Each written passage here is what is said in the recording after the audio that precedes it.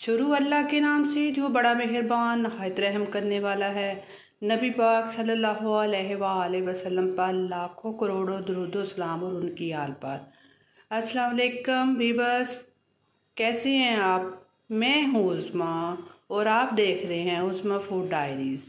आज जो मैं रेसिपी आपके साथ शेयर करूँगी वो है चने की दाल। ये चने की दाल ज़्यादातर ना होटल में ज़्यादा यूज़ होती है, लोग बहुत इसे शौक़ से खाते हैं। इसमें जो चीज़ें इस्तेमाल होती हैं वो मैं आपको बताती हूँ। ये एक भर के बड़ा कप है चने की दाल का, जो मैंने 1 घंटा भिगो के रखी थी। 1/3 जो कप है वो कुकिंग ऑयल का है। 1 टमाटर है, 1 टीस्पून ज़ीरे की है, 1 टीस्पून जो है वो सूखे धनिए की है, 1 चिकन क्यूब्स है, नमक नहीं मैं डाल रही।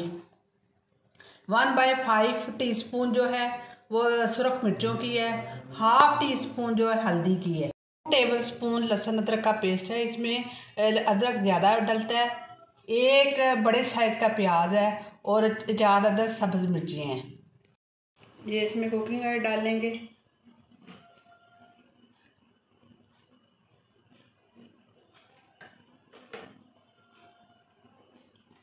इसमें थोड़ा सा और डालना है क्योंकि दाल में थोड़ा सा तेल आए तो वो उसकी शक्ल जो है वो खूबसूरत लगती है।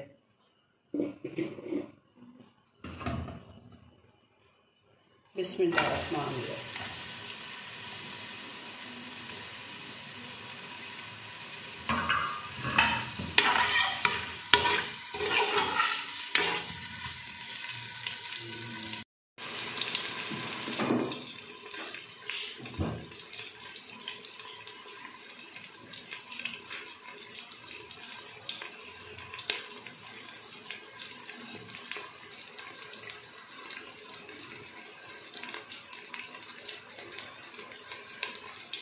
जी बस इसको लाइट ब्राउन ही करना है, फिर इसमें टमाटर डालूँगी।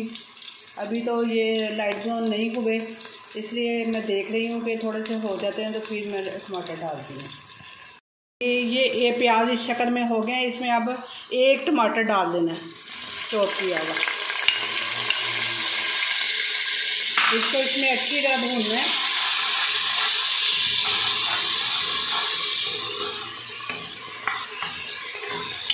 ये अच्छी तरह नरम हो जाएगा। जब अच्छी तरह गल जाएगा तो फिर इसमें लहसुन और अदरक ऐड करना है। ये लहसुन अदरक का पेस्ट डाल देना है इसमें।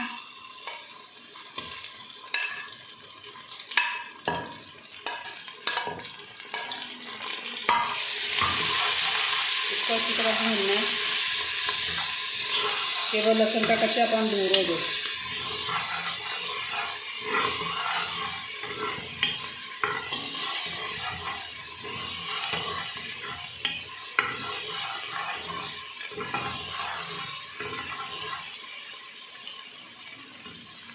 ये ना थोड़ा सा पानी का छींटा भी इसमें डालना है तो मसाला भी नीचे ना लगे।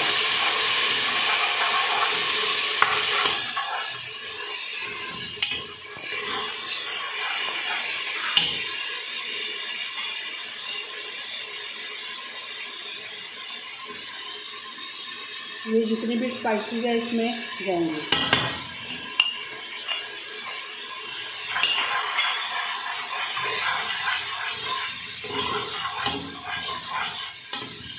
और अगर आपको लगे कि नमक कम है तो वो अपने टेस्ट के हिसाब से भी डाल सकते हैं।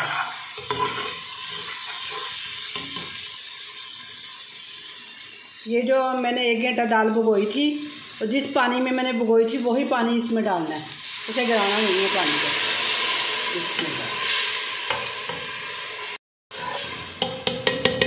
इसको ना 10-15 मिनट के लिए वेट लगा देना है, 10 मिनट के लिए। तो फिर जब 10 मिनट हो जाएंगे तो फिर आपने वेट उतार के तो आप देखना है कि अगर दाल गल गई है तो फिर तैयार है आपकी दाल। इसमें और पानी जाएगा और जाएगा कि जिसमें दाल जो है अच्छी तरह नज़र ना आए।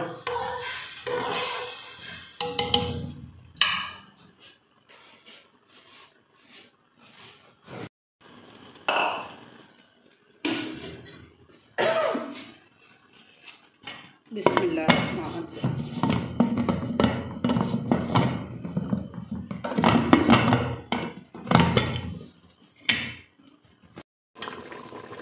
जी भी बस ये इस तरह हो गई है, 10 मिनट हो गए हैं इसको पकते हुए।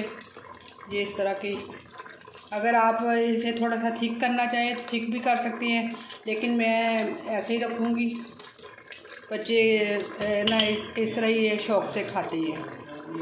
मैंने इसमें थोड़ा सा नमक भी ऐड किया है, और आपने अपने टेस्ट के हिसाब से आप नमक को डाल सकती हैं।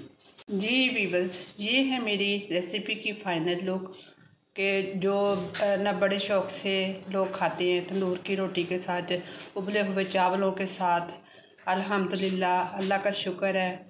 हमें अल्लाह ताला की हर नेमतों का शुक्र अदा करना चाहिए, और उम्मीद करती हूँ कि आज की रेसिपी आपको अच्छी लगी होगी। आप मेरी वीडियो को लाइक कीजिएगा, मेरे चैनल को सब्सक्राइब कीजिएगा, और कमेंट में ट्राई करके बताइएगा कि कैसी लगी।